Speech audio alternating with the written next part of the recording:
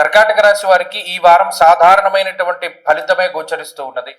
ప్రత్యేకించి ఈ వారంలో వ్యయగురుని యొక్క దోషం తొలగిపోతుంది, జన్మగురుని యొక్క స్థితి కలుగుతుంది. అలాగే రవి యొక్క బలం ఈ వారం చివరిలో తొలగిపోతుంది.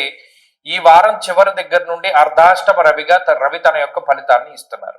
ప్రస్తుతం ఉన్నటువంటి పరిస్థితుల్లో ఈ వారంలో రవి బలము, బుధ బలము, చంద్రబలం ఈ మూడింటి మీద ఆధారపడి ముందుకు వెళుతూ ఉన్నటువంటి కర్కాటక రాశి వారికి సాధారణమైనటువంటి పరిస్థితులే గోచరిస్తూ ఉన్నాయి. ప్రత్యేకించి రవి తృతీయ స్థానమందు అనుకూలమైనటువంటి గ్రహము. ముఖ్యంగా ఏదైనా సాహసోపేతమైనటువంటి చర్యలు చేపట్టడానికి లేదా ఉద్యోగ విషయాల్లోనూ వ్యాపార విషయాల్లోనూ ఏదైనా ఒకంత సాహసించి నిర్ణయం తీసుకోవడానికి వాటికి కూడా ఈ గ్రహస్థితి కలిసి వస్తుంది.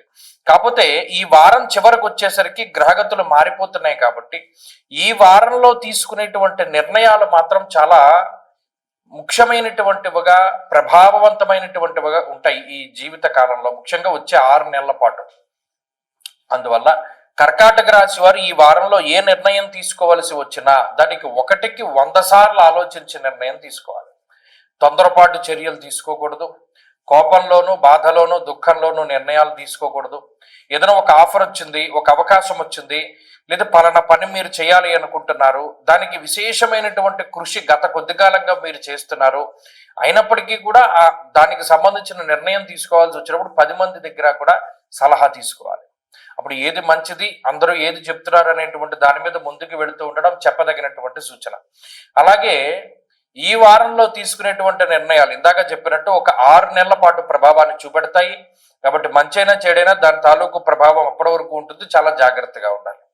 ముఖ్యంగా ఈ రాశి వారికి పోటీ పరీక్షల్లోనూ, అంటే విద్యకి సంబంధించినటువంటి విషయాల్లోనూ, అలాగే ఆర్థిక సంబంధమైనటువంటి వ్యవహారాల్లోనూ కొంత ఇబ్బంది పడేటువంటి పరిస్థితులు గోచరిస్తూ ఉన్నాయి. వాటి మీద ఆచితూచి ముందుకు వెళుతూ ఉండాలి. మరీ ముఖ్యంగా ఎక్కువ ఫోకస్, ఏకాగ్రత అనేటువంటిది చాలా ముఖ్యము.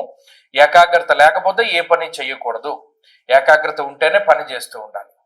ఇక విదేశీయాన సంబంధమైన విషయాలు, కుటుంబ సంబంధమైనటువంటి విషయాలు, శుభ కార్యక్రమాలకు సంబంధించిన విషయాలు, వాటిలో మీ యొక్క ఇష్టం కన్నా ఏది మంచిదో అది చేయడమే ఉత్తమము.